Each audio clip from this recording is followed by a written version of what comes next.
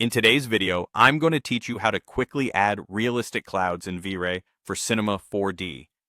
We'll cover two fast, reliable approaches: the built-in procedural clouds inside the V-Ray sun and sky system, and using a VDB file with the V-Ray volume grid for more complex cloud formations. By the end, you'll know when to use each method and how to dial in the look you want. Let's start with the procedural clouds. These are perfect for quick, natural skies that render efficiently. In your scene, make sure you're using the V-Ray sun and sky system, then enable the procedural clouds feature.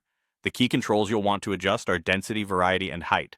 Density controls how much of the sky is filled with cloud coverage. Increasing it gives you heavier, more overcast results, while lowering it opens up the sky for a lighter, breezier feel. Variety changes the shape and distribution of the clouds to avoid repetition, helping the sky feel more organic and less computer-generated.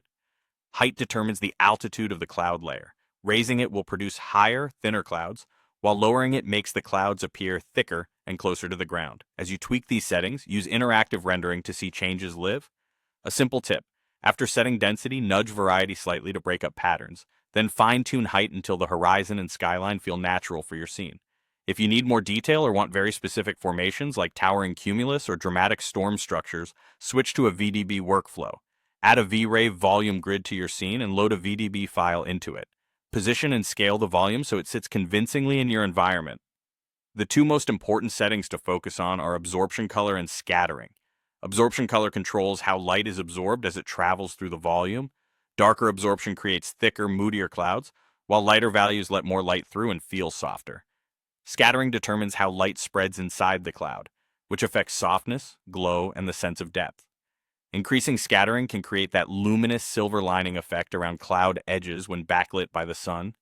Work gradually, preview often, and adjust both in tandem to balance realism with readability in your shot. Use procedural clouds when you need speed and a clean, cohesive sky. Choose the VDB approach when you want rich, layered shapes and cinematic detail. With these tools and a bit of careful tuning, you can get beautiful, realistic clouds in minutes.